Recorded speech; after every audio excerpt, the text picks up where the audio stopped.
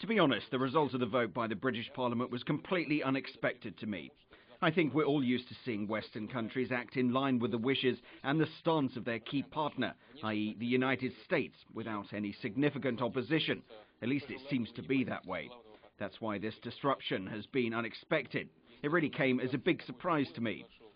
This shows that although Britain is the main geopolitical ally of the US in Europe and the world, there are people who are guided by national interests and common sense and value their sovereignty. Also, I think the vote's outcome is the result of the analysis of what's been happening over the last several years. I mean the tragic events in the Middle East and other countries. It's extremely challenging to reach the proclaimed goals, and here I refer to the campaigns in Afghanistan, Iraq, Libya and other countries. We know what's happening in Egypt, so perhaps, and in fact, I'm quite sure that this is the case, that the people are analysing the developments, drawing conclusions and responding in a certain way. Now, coming back to the incident in Syria, we've seen earlier calls by the Syrian government for the international community to investigate their claims of the rebels' use of chemical weapons. Unfortunately, this has not been done. We have to rely on common sense, and here's what it tells us. Syria's government troops are on the offensive and have surrounded the opposition in several areas of the country. In these conditions, to play into the hands of those who are constantly calling for military intervention would be an incredibly ridiculous thing to do, especially on the eve of the UN mission's arrival. It defies any logic.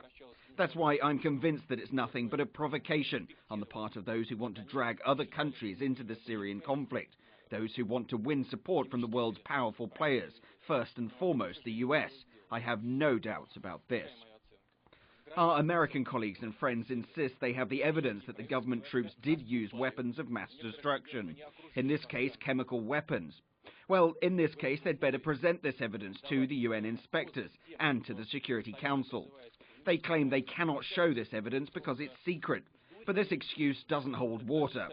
There's a sign of disrespect towards your partners and other stakeholders. If you have the evidence, you should present it. If it's not presented, it means they don't have it. They say they've intercepted some communications, which don't prove anything, but fundamental decisions, like the decision to use force against a sovereign nation, can't be based on such evidence. First of all, I would address Obama not as my colleague, not as the US president, not as the head of state, but as a Nobel Peace Prize winner.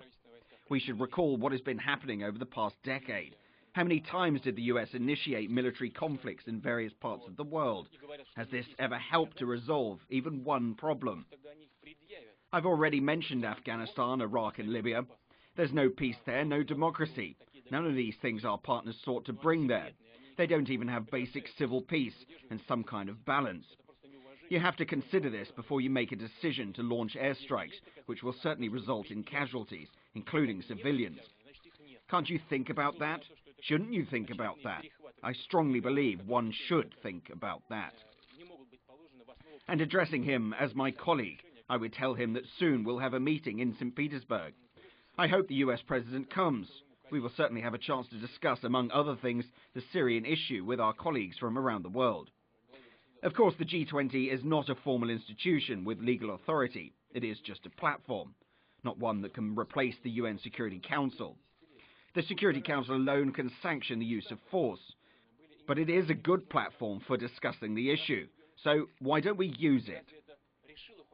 By the way, as regards the interests of the US, even Americans themselves, if you take a look at their media, at what their politicians and experts say, they have mixed opinions about the potential military intervention.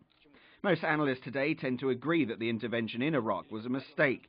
So if you admit that you have made a mistake in the past, what makes you think that you can't make a mistake today? All this should help us realize that such decisions can't be made in haste. Is the US really interested in undermining the international security system, the foundations of international law?